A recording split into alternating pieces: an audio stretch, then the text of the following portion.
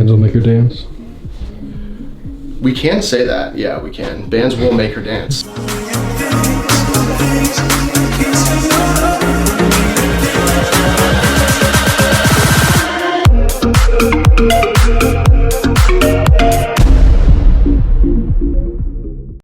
What is going on, guys? Welcome back to the channel. My name is Brian DaCosta of shredderforlife.com, where we get you shredded and we keep you shredded.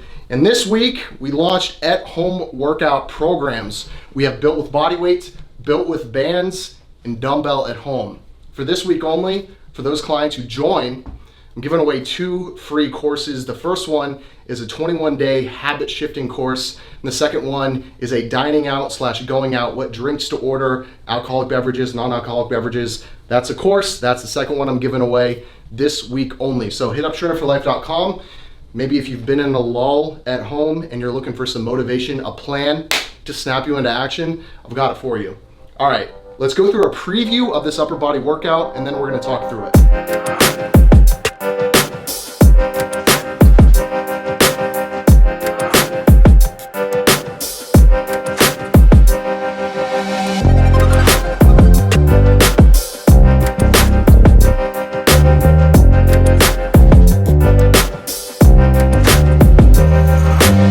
Last thing before we get into the workout specifically, you can see RPE, rate of perceived exertion, a lot in this video. And if you follow me on Instagram, you've probably seen it quite a bit. Rate of perceived exertion is a scale from 1 to 10 that rates the intensity of a specific set. If you rate something as an RPE 10, that means you hit failure, as in, even if you tried to, you couldn't have gotten even one more rep. Now let's go down the scale. RPE 9 means that you stopped the set when you reasonably feel you could only do one more rep. It totals up to 10. 9 plus 1 is 10. What is RPE 8? You stopped the set when you reasonably felt you could only do 2 more reps. 8 plus 2 equals 10. And then as we go lower on the scale, the numbers get smaller. RPE 7, meaning we could only do 3 more reps is our guess for that set. The intensity is decreasing. Let's go through the first movement. The first movement is a low fly. And with upper body, guys, I want you to think we've got horizontal pull, we've got vertical pull, we've got vertical press, and we've got a horizontal press. And then we have curls, and then tricep kickbacks would be something considered a push. We've got an RPE of 7, which means we're gonna stop doing reps when we reasonably feel we can only do 3 more reps. And we've got 2 sides, obviously. That's a great benefit of doing isometric work. So on one side of your body requires a lot of core stability. So to maintain proper form, to stay in place, we've really got to engage that core so we're not being pulled in the direction of the counterweight. When you combine isometric work with bands, the peak tension with a band is where we want it to be. It's at peak contraction. Unlike a dumbbell, if you think about doing a dumbbell curl, there's really no tension up here, whereas if we do a curl with a band, there's a lot of tension up there. So it's a great opportunity while being stuck at home to really work on that core strength. Obliques, serratus, obviously your abdominals. Exercise number 2, we have exercise number 2 is band crunch. So this one closely replicates the rope cable pull down at the gym, and really enjoyed this. We're gonna restart that one. Okay. Yo, it is a struggle out here. It's like I do the workout, but then like using words, it's just like cable. It's not even, we're not using cables. It's a band crunch. Guys, this one closely replicates that's why I said that. Rope cable crunch at the gym. Extremely effective. We're going RPE 9 here. A lot of people like to train abs at the end of the workout. However, there's nothing that says we have to train our core at the end of the workout. So I decided to flip the script a little bit. We're hitting the core right at the beginning. Next exercise on deck is high fly. So we're starting from high going low, which means we're targeting our lower chest, assuming that we're remaining reasonably upright posture. Because I've shared this many times, when we lean over, if we're doing the high fly, we're not effectively targeting that lower chest. We're bringing in some mid chest. So it relies on us sweeping from high to low, targeting those lower fibers. Same thing with exercise number 1, going from low to high. If we're leaning up like this, we're not going to effectively target the upper chest, which is what we targeted in exercise number 1.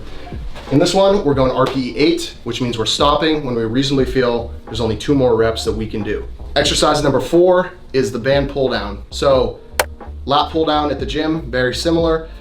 Key here is to keep the chest up, retract the scapula, which when you hear retract the scapula, that really just means pull the shoulder blades back and push them down.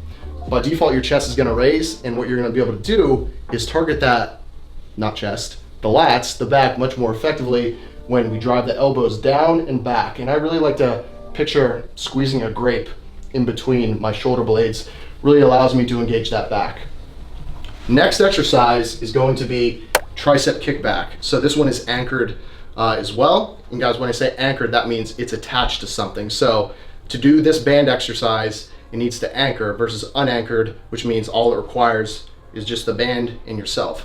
So we're anchoring the band to a banister that's right at about hip level, and then we're bending over and we're doing tricep kickbacks. Guys, this one is a burner, extremely effective, and we are going RPE 9. So bringing the intensity, stopping when we only have 1 rep left in the tank. Exercise number 6 is gonna be band row, unanchored. So what does that mean? That means it's not attached to anything. All you need is your meat suit and the freaking band.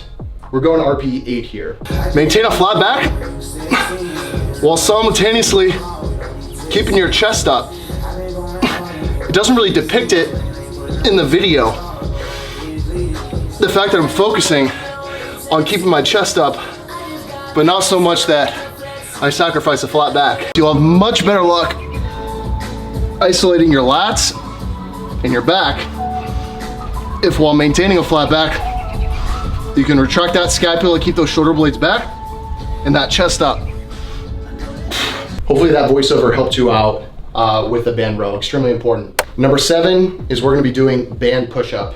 I'm gonna mention this in the voiceover when I do the workout, but essentially what we're doing is wrapping the band around our back, and to a certain degree, you might need some elbow flare on the band push-up just to keep the band in place. I find when I keep my elbows too close, there's a likelihood of the band kind of rolling up on my neck and the band doesn't stay in place. So I would never, under ordinary circumstances, recommend flaring the elbows during any pressing movements, but I would encourage you to, in a controlled way, flare the elbows, which will kind of keep the bands in place. And I hope you can kind of see that in the clip. So guys, when you feel your form start to go on the push-ups,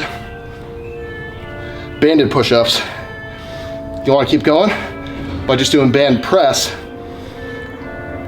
The last set, we're going to failure on push-ups and press. Exercise number 8. Before we talk about this, I will say the red RPE is different than the blue. Why is that?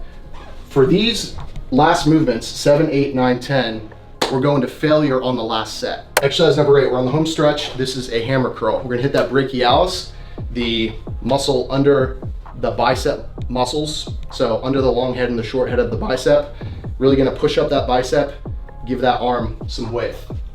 RPE 9. So we're gonna go until we can only do 1 more rep. And of course, last set is failure. Number 9, lateral raise is going to be standing on the band. We're gonna do 1 side at a time. And we're going RPE 9 here as well. We're gonna go ahead and wrap up with band pull apart. So this is gonna target the back, the rear delts. Really, you're even gonna feel your front delts firing a bit. RPE 9, really bring the intensity for this one. And then we will wrap up the last set hitting failure. Got some fire alarms going off. It's because these rear delts are on fire. Hey! All right guys, fairly simple. I'm not big on complexities. With bands, with dumbbells, there's only so much we can do. And there's many schools of thought in fitness, but I'm somewhere in the middle of the absolute effectiveness and functionality side, and then just the batshit crazy side, like doing glute kickbacks on the Stairmaster. I like to have variety and stuff that's fun and cool, but I also want it to agree with science and effectiveness. If you give this workout your valiant effort for the next couple weeks, these bands will make her dance, whoever the her is. Remember, we have home workout programs here at Shredded for Life. We have a home workout program for body weight, home workout for bands, home workout for dumbbell. I had my time of kind of being down in the dumps, the fact that we're stuck at home, and then you have to make a decision. Am I gonna choose to lean into this and make the most of it, or am I just gonna fold, fall out of my routine, fall out of my habits, and play the victim? It is our choice. You may not wanna hear that, you may wanna click off this video, but just know it's your decision. Subscribe if you are not, drop a comment, drop a like, really helps out the channel. I'll see you guys in the next video.